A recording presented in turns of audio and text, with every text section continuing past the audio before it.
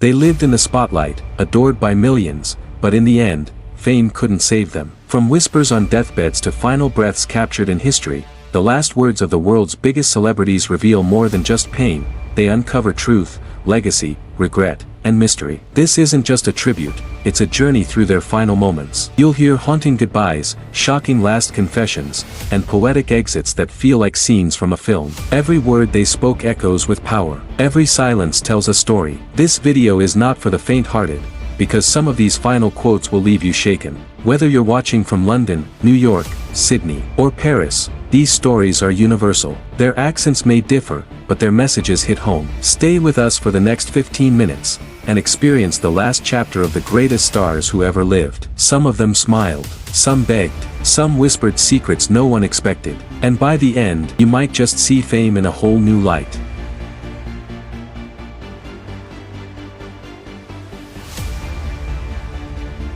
Marilyn Monroe, the blonde bombshell who captivated the world. Hollywood's golden girl, whose beauty, charm, and mystery made her unforgettable. But behind that dazzling smile was a woman drowning in loneliness. On the night of August 4, 1962, Marilyn's voice was soft, almost fading, as she spoke her final words to actor Peter Lawford. Say goodbye to Pat, say goodbye to Jack, and say goodbye to yourself, because you're a nice guy. Cryptic, emotional, strange. Was it a farewell, a warning, a cry for help? No one knew. The next morning, she was found lifeless in her Los Angeles home, pills scattered, phone in hand. That last message left the world guessing. Had she known what was coming? Or had fate already decided her end? Some say it was suicide. Others believe something darker was at play. Whatever the truth, Marilyn's final words have lived on, echoing in books, documentaries, and conspiracy theories. That one line, tender yet haunting, marked the end of a legend. She was only 36, but her exit was cinematic, tragic, and steeped in mystery. Just like Marilyn herself, unforgettable. He reshaped the modern world with innovation in his fingertips. Steve Jobs, co-founder of Apple, a visionary who thought different, lived different, and died different. In 2011, surrounded by his family, his body failing but mind still sharp, Jobs stared into the distance. His final words, "Oh wow, oh wow, oh wow." Just 3 simple words, yet so powerful, so mysterious, they left even his closest loved ones speechless. What did he see? Was it memories flashing before his eyes? Was it peace, or something beyond this world? His sister, Mona Simpson, described the moment as poetic, like he had witnessed something beautiful. There were no complaints, no pain, no regret, just wonder. For a man who had spent his life pushing the boundaries of what's possible, maybe his final moment was him glimpsing a truth bigger than us all. Some say it was the face of death. Others say, he saw something divine. Whatever it was, his last words weren't code or business. They were pure feeling, raw, unfiltered amazement. For a man of invention, Steve Jobs left us with a mystery that no iPhone, no keynote, no MacBook can explain. Just 3 words, oh wow. He was magnetic, talented, intense. Heath Ledger, the Aussie heartthrob turned method actor who redefined what it meant to play the Joker. But behind the unforgettable performances was a man wrestling with exhaustion, insomnia, and inner chaos. In his final phone call to his sister, just hours before his passing in 2008, Heath sounded tired but calm. Katie, look, it'll be fine, you know, I just need to get some sleep." Those words, they weren't just a comfort to his sister. They now echo through time as a chilling goodbye. Ledger never woke up. Prescription drugs, meant to help him rest, silenced him forever. He was only 28, and the world lost not just a rising star, but a father, a brother, a soul who gave everything to his art. What's haunting is how ordinary those words were. Not dramatic, not poetic, just a brother telling his sister not to worry, that he'd sleep. And yet, that sleep became eternal. It makes you realize, sometimes, the most heartbreaking goodbyes aren't shouted. They're whispered, casual, soft, like Heath's. And now, we're left only with his brilliance, and a voice that still lingers in our hearts. She was the people's princess, the royal rebel, the heart of a nation. Diana Spencer was adored not just in Britain, but across the world. On the night of August 31, 1997, inside a wrecked Mercedes in a Paris tunnel, flashing cameras still hunted her. Her final words were desperate, shaken, human. My God, what's happened? Those 5 words, spoken to the paramedics who rushed to her side, cut through time like glass. No farewell, no peace, just confusion and fear. She didn't know how bad it was, and neither did we. As millions watched in disbelief, the world went from admiration to mourning in a heartbeat. She had survived scandals, heartbreak, and a royal divorce. But not that tunnel. That night wasn't just the end of a life, it was the end of an era. And her final words reminded us that behind the glamour, the crowns, the headlines, she was just a woman. Vulnerable, terrified, human. Today, the echo of "my God, what's happened?" still haunts the silence of that Paris underpass. The world lost a princess, but the pain in her voice, that never left us. He was the king of glam rock, a showman like no other. Freddie Mercury, Queen's electric frontman, was larger than life, even as death approached. In 1991, ravaged by AIDS and hidden from the public eye, Freddie was still thinking about his art. His last known words, spoken to his assistant Peter Freestone, "I still have to finish it, darling." It was classic Freddie, flamboyant yet focused. Even as his body gave up, his spirit held on. He was working on music until the very end, pushing his voice, perfecting lyrics. Not for fame, not for fans, but because music was him. That line, "I still have to finish it," wasn't just about a song. It was his way of saying, "I'm not done." He passed quietly at home in Kensington, London, just a day after confirming to the world that he was dying. But that final phrase, it felt like a curtain call. One last note in a symphony that rocked generations. He didn't cry. He didn't complain.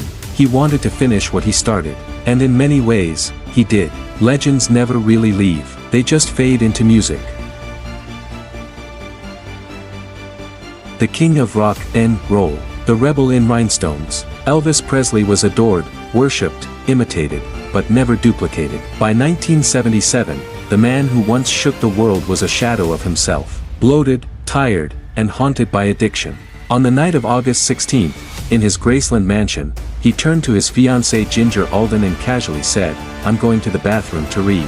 Ordinary words, everyday action, but those were the last words Elvis Presley ever spoke. Minutes later, Ginger would find him collapsed on the bathroom floor, the book still nearby, his heart silenced forever. He was only 42, it's the normalcy of that moment that rattles you. No goodbye, no dramatic bow, just a man going to read. A man stuck between two worlds, public idol and private prisoner. The king didn't fall on stage. He died alone, behind a locked door, doing something utterly human, and that's what makes it hit hard. Elvis wasn't just a voice or a hip shake. He was a man who needed escape. And in the quiet of that final moment, even the king couldn't outrun time. He lived life a quarter mile at a time. Paul Walker, fast furious star, thrill seeker, and beloved humanitarian. On November 30th, 2013, he left a charity event in a red Porsche Carrera GT with his friend Roger Rodas. Just before stepping into the car, Paul casually told a friend, "We'll be back in 5 minutes." 5 minutes, that never came. Moments later, the car crashed at over 100 miles per hour and burst into flames. The news stunned the world. Paul, just 40, was gone in a flash. And those last words, they still echo, because they were so normal, so confident, so innocent. He really believed he'd be right back, but that's how life works, doesn't it? 1 second, you're smiling. The next, you're a headline. Paul wasn't sick. He wasn't old. He wasn't ready. He was just living. And his last words weren't poetic or tragic. They were chillingly mundane, which makes them even more haunting. Today, when fans hear "We'll be back in 5 minutes, it's not just a quote, it's a gut-punch reminder of how fragile life is, and how even legends don't always get a final goodbye. He was a Beatle, a poet, a peace icon. John Lennon had walked away from the chaos of fame, settling into quiet family life in New York. But on the night of December 8, 1980, fate had other plans. Just after signing an autograph for a fan, who would moments later become his killer, Lennon was shot 5 times outside his apartment at the Dakota. As he stumbled inside, bleeding, dying, he uttered just 2 words, "I'm shot." That was it. No song lyrics, no farewell, just pure, raw horror. And then, silence. In that moment, the world changed. The dreamer had fallen. The man who gave us Imagine and All You Need Is Love had his final words stripped of poetry. It wasn't a farewell, it was a reality check. Lennon was 40, full of plans, full of life. And then, in one blink, It was all gone, I'm shot. It was honest, brutal, tragic. It was the kind of ending you don't see coming, yet one that defines a generation's loss. Even in death, John Lennon reminded us, peace is fragile, and violence always steals more than a life, it steals a voice.